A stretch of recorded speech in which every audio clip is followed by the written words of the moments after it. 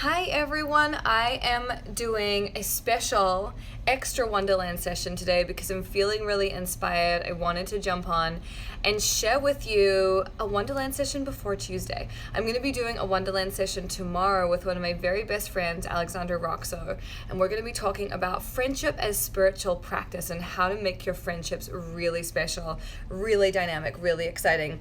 But I have been thinking so much about manifesting, and I want to share with you some of my tips on how to manifest anything, because let me be real with you. I have been in like a manifesting crash course recently. My life has changed so much in the last month, and it's been really incredible. And I was talking to my friend Shauna a couple of days ago, and she was like, I hope you're keeping all of our text messages because this is like a cheat sheet on how to manifest and completely change your life in less than a month. And I was like, you know what, you're right. And so I started making some notes on things that I wanted to share with you right now while I was feeling inspired about it, while I was feeling excited about it. So if you're interested, I would love to share with you my tips on how to be a manifesting queen, because isn't that what we all want? That is what we all want. And there's a difference between being a queen and being a princess, right? A princess is impatient, a princess is petulant, a princess is bratty. But a queen knows her value, knows her worth, is patient, is confident.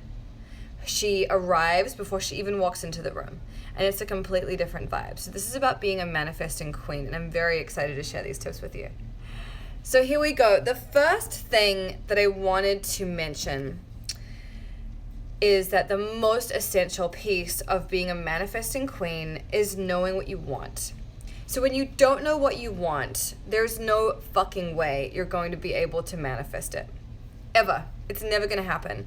If you don't know what you want, how would you ever possibly get there? So the first step and the most vital one is to know what you want.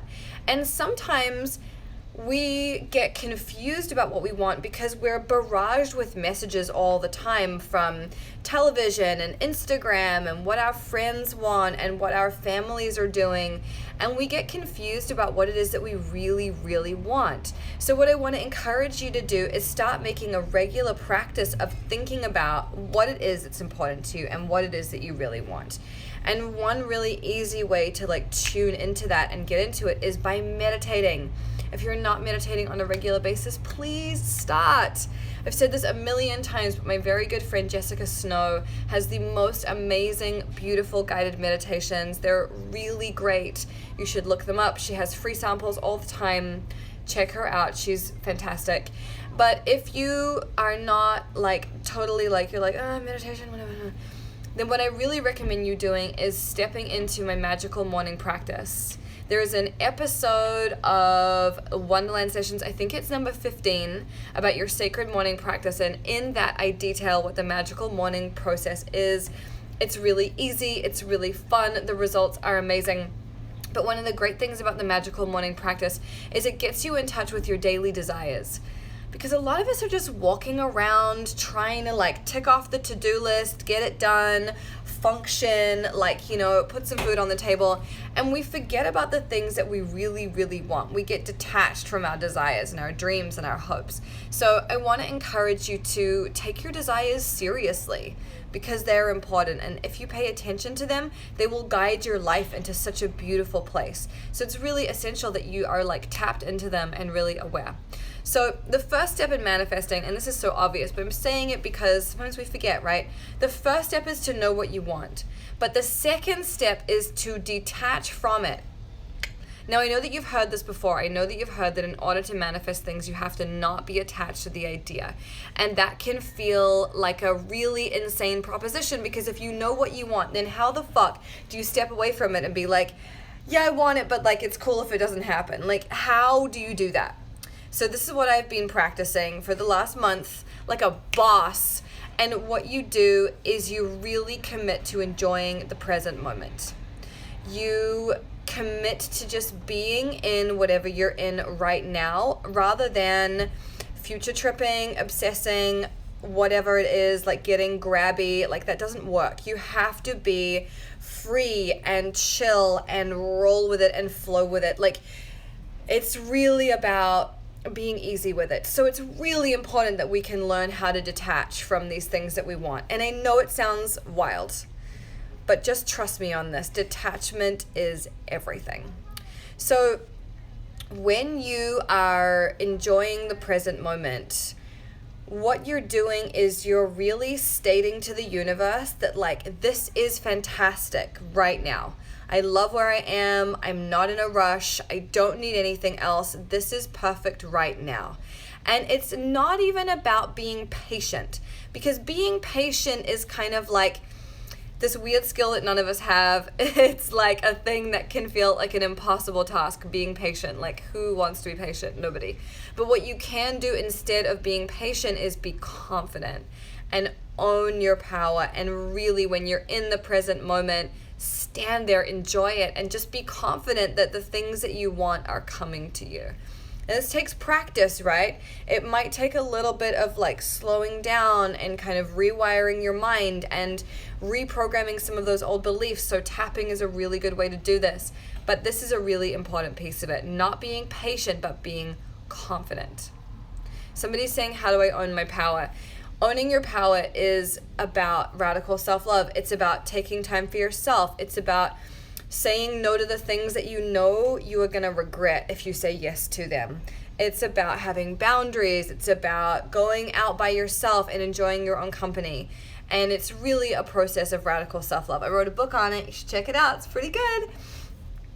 Okay, so let's talk more about this manifesting thing, because sometimes with manifesting, we can have a lot of anxiety. We feel freaked out. We're like, fuck, I really want this thing, but like, what if it doesn't happen? How do I deal with that? And so the problem with that is that when anxiety strikes, it's a little bit too late. It's a little bit too late to like work our way backwards. So what we need to do is pre-pave our lives. And in order to pre-pave our lives, we have to have a morning practice. So that's why the magical morning practice is so essential, right? Start doing it every morning. It's easy. It doesn't take long. It could be like a 3-minute practice, and you can do it while you like walk around. You know, I do it in the morning when I'm walking my dog and getting coffee. Like, that's what I do. It's so easy. Okay. So here's the thing with manifesting. One of the most important things is that we need to keep the faith. We need to believe in the possibility that this could really happen.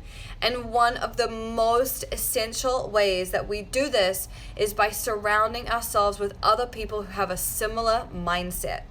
If there are things that you want in your life that are big or outlandish or outrageous, but you are surrounded by people who think small, who are cynical, who are pessimistic, you will never get that rocket ship off the ground. I am telling you.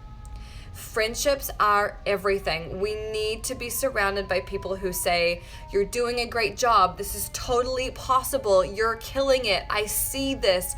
And who honor your vision as if it's their own and can hold it close to their heart, and they hold it and it's like sacred to them, just like it's sacred to you. So having these really powerful friendships is so important.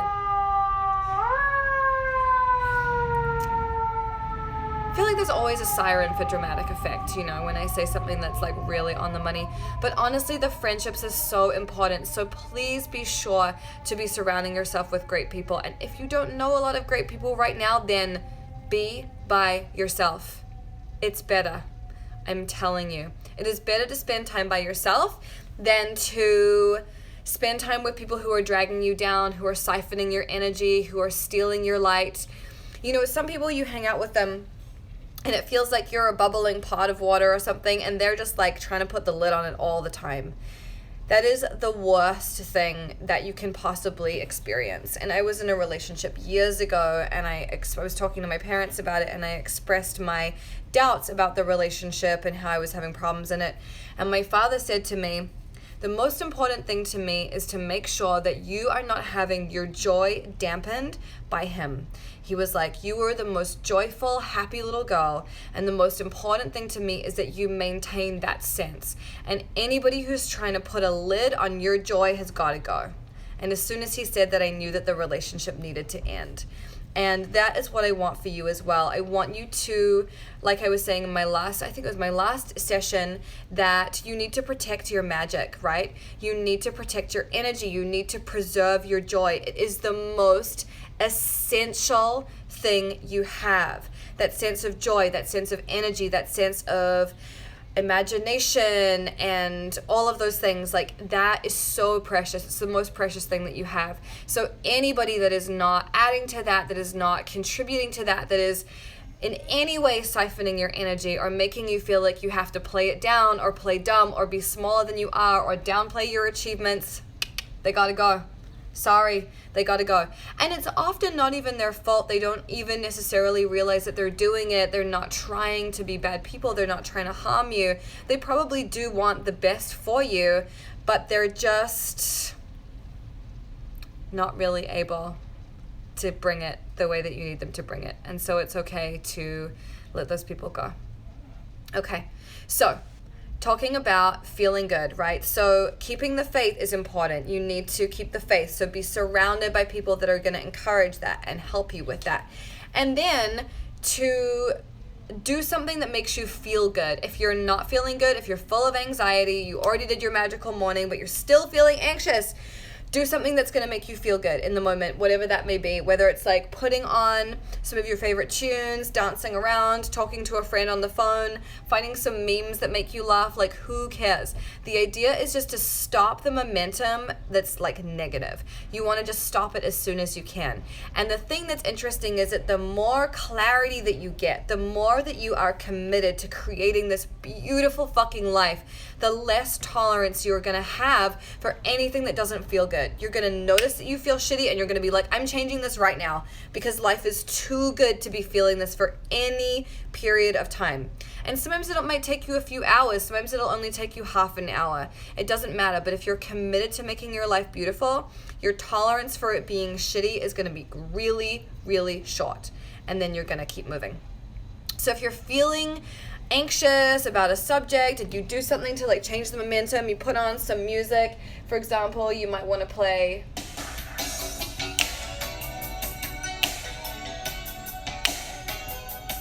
some Bobby Brown,